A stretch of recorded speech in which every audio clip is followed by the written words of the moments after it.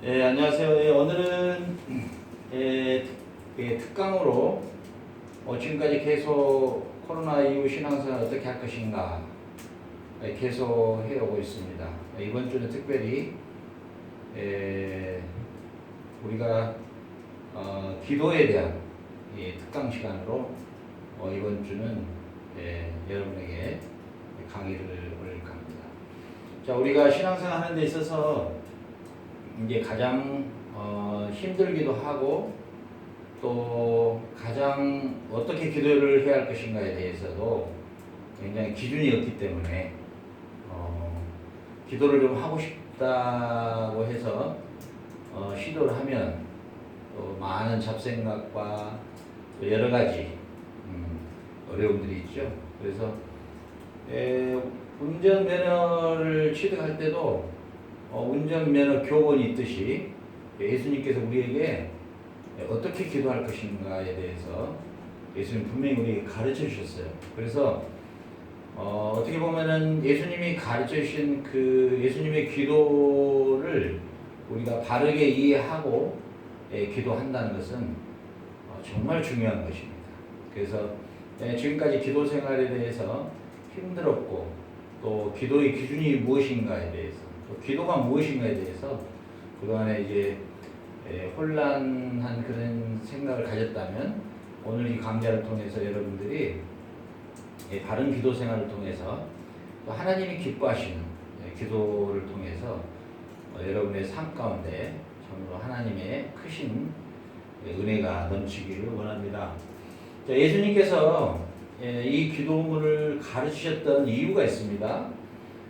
첫 번째는 누가복음 11장 1절을 보니까 예수께서 한 곳에서 기도하시고 마치심에 제자 중 하나가 여짜오되 주여 요한이 자기 제자들에게 기도를 가르친 것과 같이 우리에게도 가르쳐 주옵소서. 자, 이 예수님보다 6개월 먼저 출생했던 세례 요한, 여러분 잘 아시죠? 그 세례 요한이 그 제자들에게, 세례 요한의 제자들에게 가르쳐줬던 그 기도문이 있었습니다. 여러분이 생각할 때 이 베드로가 그 무식한 어부로 이렇게들 참 오해를 많이 하고 있는데요. 나중에 보면 알지만 사실은 베드로는 요한의 제자였습니다. 그래서 요한의 아들 시모나 이게 뭐냐면 본래 그 유대인들이 가지고 있는 그 아들이라는 개념이 첫 번째는 육체로 낳은 아들, 두 번째는 제자로 삼는 아들. 그렇죠? 그래서 요한의 아들 이렇게 말하는 것이죠. 요한의 아들 시모나 이렇게. 그러니까 사실은 베드로도 요한의 제자였음을 사실은 알 수가 있습니다. 어찌되었든 간에 그 요한의 제자들을 예수님께 다 보내죠. 자, 그랬을 때에 그 제자들이 요한에게 가르쳐준 기도문이 있었단 말입니다. 그런데 요한은 우리에게 이렇게 기도하라고 가르쳐줬는데 주님은 우리에게 기도를 가르쳐 달라 그럽니다.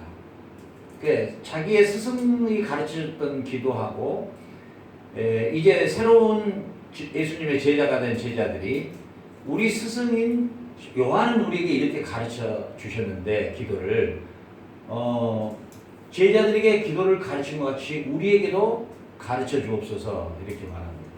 그때 이제 예수님께서 이렇게 기도하라고 말합니다. 그러므로 너희는 이렇게 기도하라. 자, 예수님께서 우리에게 이렇게 기도하라 이랬단 말입니다. 얼마나 중요합니까? 우리는 많은 기도 생활, 많은 기도에 대한 생각들 얼마나 많은지 모릅니다. 기도에 관한 책자만 해도 엄청나겠죠. 기독서점에 가보면. 그러나 가장 모범적인 기도는 뭐냐? 예수님이 이렇게 기도하라고 하는 것. 이것이 얼마나 정확한 우리의 기도라는 것을 우리가 알 수가 있는 거죠. 그래서 이번 주는 특별히 이 기도에 관한 특강을 준비하게 된 이유입니다. 이것은 저 자신도 물론이고 또 이 강의를 듣는 우리 모든 유튜브 가족 여러분께서 바른 기도, 정말 내가 어떻게 기도해야 할 것인가에 대한 분명한 기도를 예수님은 이렇게 기도하라, 분명히 이렇게 말씀하셨다는 것이죠. 그러면은 이렇게가 아니라 다르게 기도한다, 그럼 틀린 거라는 것이죠. 아무리 본인이 기도를 수시간을 하고 철야를 하고 어떤 기도를 했다 할지라도 이렇게 기도하라고 하는 주님이 가르쳐 주시는 기도의 그 범주에서 벗어난 기도를 했다면 그것은 잘못된 기도라고 말할 수가 있는 것이죠. 그래서 너희는 이렇게 기도하라, 하늘에 계신 우리 아버지여, 먼저 이렇게 기도하라는 겁니다. 자, 하늘에 계신 우리 아버지여 할 때 토이스 우라노이스, 이제 그 헬라어로는 우라노이스 복수형입니다. 하늘들입니다. 하늘들. 그러면은 너희는 이렇게 기도하라, 하늘에 계신 우리 아버지여. 아버지, 우리가 이렇게 한글적 개념을 보면 하나님은, 우리의 아버지는 하늘에 계신 분이다, 이런 개념을 갖고 있죠. 그러나 그런 의미가 아니라는 것이죠. 이 하늘이라는 이 우라노이스라고 하는 이 개념은요, 히브리적 사상으로 통치적 개념입니다. 통치적 개념. 무슨 말이냐면 역대상 6장 3절을 보니까 하늘은 우라노스죠.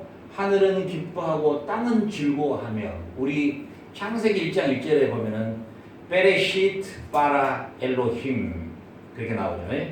베레시트 바라 엘로힘 웨츠 하샤마임. 그러니까 하나님이 하늘과 땅을 창조하셨다, 이렇게 나오잖아요. 그 히브리적 그 문학 사상은 하늘과 땅은 온 우주를 포함하는 개념입니다. 그러니까 결국은 하늘은 기뻐하고 땅은 즐거워하며 열방 중에서 이르기를 여호와께서 통치하신다 할지로다.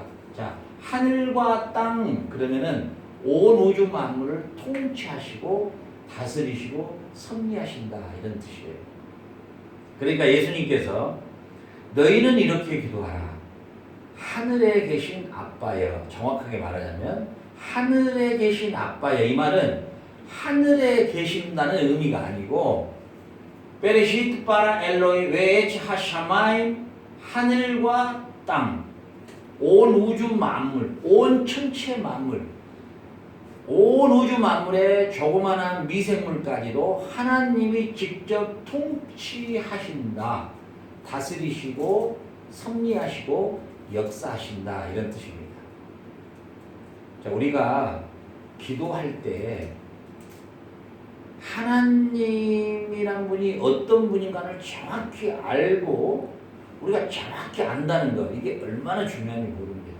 만약에 예를 들어서 길거리에서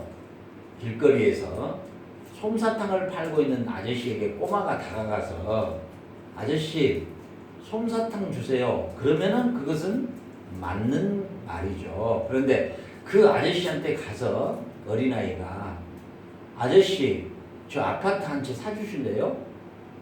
그러면 안 맞잖아요. 우리의 기도가 하나님이 어떤 분인가를 정확하게 알아야 하나님의 맞는 그 밸런스가 어느 정도 맞는 기도를, 품위 있는 기도. 예를 들어서 하나님 앞에 기도할 때 온 우주 만물을 통치하시고 다스리시고 주인이신 그 하나님 앞에 가서 구하는 것이, 저 오늘 쌀 떨어졌어요, 쌀 주세요, 그것도 하나님이 외면하지는 않으세요. 그러나 우리가 하나님에 대한 바른, 하나님이 어떤 분인가를 바르게 고백한다는 것, 이거 자체가 우리의 기도에 있어서 위대한 기도를 할 수가 있고 하나님 마음에 합당한 기도를 우리가 할 수 있다, 그 말입니다. 이해가 되시죠? 그래서 우리가 먼저 하나님이 어떤 분인가를 정확하게 이해하고 기도하라는 것입니다, 예수님께서. 그래서 하늘과 땅을 통치하시는 다스리시고 섭리하시는 내 아빠여. 이렇게 기도해라는 것입니다. 우리의 삶에 여러 가지 문제들이 있기 때문에 기도하죠. 우리 삶에 여러 가지 문제가 없다면 누가 기도하겠습니까?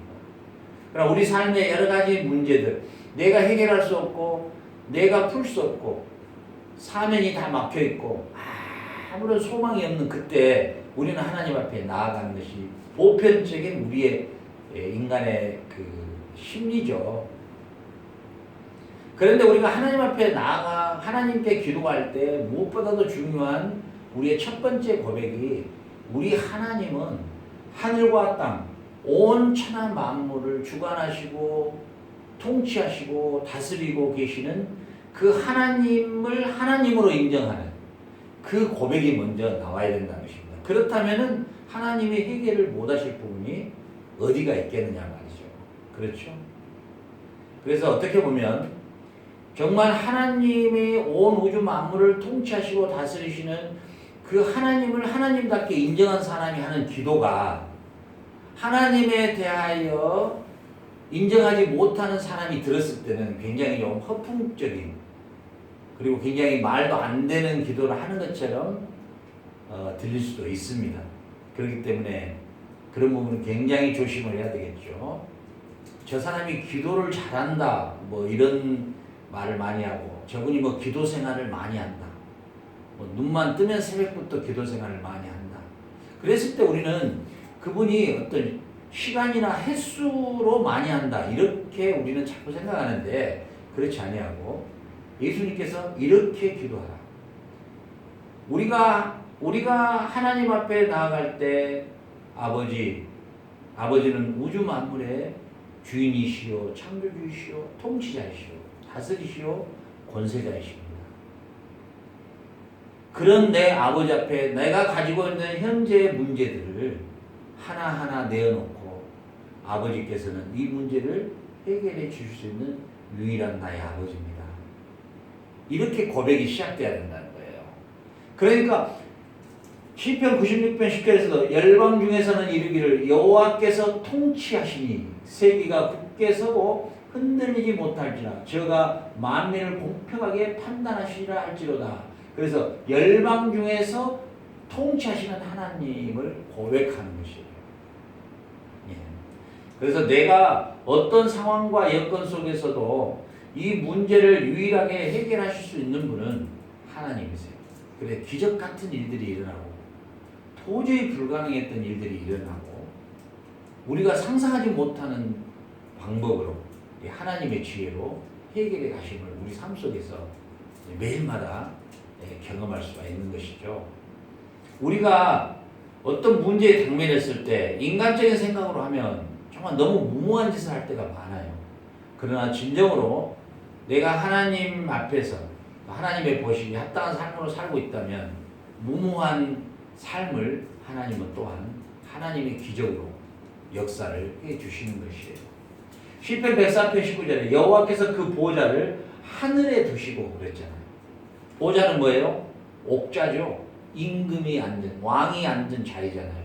그 보좌를 어디에다가 두셨다고요? 하늘에. 이런 뜻입니다. 그래서 하늘에 진짜 의자를 놔두고 앉아 계시냐 옥좌를 가지시고 그런 의미가 아니고 이제 그림 언어라 그러는데 하나님의 통치가 하늘에서부터 땅끝까지 미치지 않는 것이 없음을 고백하는 것이죠. 그렇기 때문에 하나님이 이 세상을 왕들이 이 세상을 통치하고 권세자들이 이 세상의 수레바퀴를 돌리고 있는 것 같아도 절대 그렇지 않다는 것입니다. 왕의 왕으로 계시는 그 하나님이 그 통치자들을 다 조정하고 계시는 것이에요. 이것은 참으로 하나님만이 하실 수 있는 놀라운 일이죠. 그래서 우리가 하나님 앞에 기도할 때 이렇게 기도하라. 이렇게 기도하라. 온 우주 만물을 창조하시고 하늘 끝부터 땅 끝까지 모든 세상 만물을 통치하시고 다스리시는 나의 아버지요. 이렇게 기도하라는 것입니다. 기도는 뭐예요? 곧 인정한다는 것이죠. 주의 나라는 영원한 나라이니 주의 통치는 대대에 이르리이다. 자, 하늘에서 통치하신다.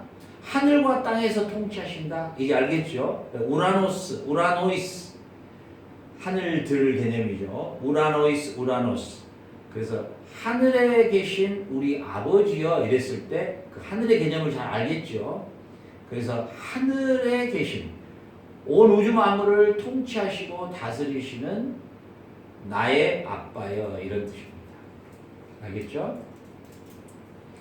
그래서 마태복음 23장 22절에 또 하늘로 맹세하느냐는 하나님의 보좌와 그 앉으신 이로 맹세함이냐. 자, 하늘로 맹세, 하늘을 쳐다보고 맹세했다는 뜻이 아니죠. 곧 하나님의 보좌와 그 위에 앉으신 이로 맹세함이라. 주께서 이르시되 하늘은 나의 보좌요. 그렇잖아요. 뭐 하나님 진짜 뭐 하늘을 의자로 만드셨을까요? 하늘 의자를 그런 뜻이 아니고 하나님은 하늘부터 땅까지 나의 발등상이니 땅은 하늘부터 땅 끝까지 너희가 나를 위하여 무슨 집을 짓겠으며 나의 안식할 처소가 어디냐. 하늘과 땅, 온 우주 만물을 하나님께서 지배하시고 통치하신다 이런 뜻이죠. 그렇기 때문에 우리가 기도할 때 하늘에 계신 이 의미를 잘 생각하고 주기도문을 따라서 기도하는 것이요. 그렇죠. 그걸 인정할 때 온 우주 만물을 통치하시고 다스리시고 하늘부터 땅 끝까지 모든 것들을 집행하시고 계획하시고 역사하시는 나의 아빠예요. 이런 뜻입니다. 자, 우리 다음 시간에 이어서 계속해서 주님 가르쳐 주신 기도문을 살펴보도록 하겠습니다. 샬롬.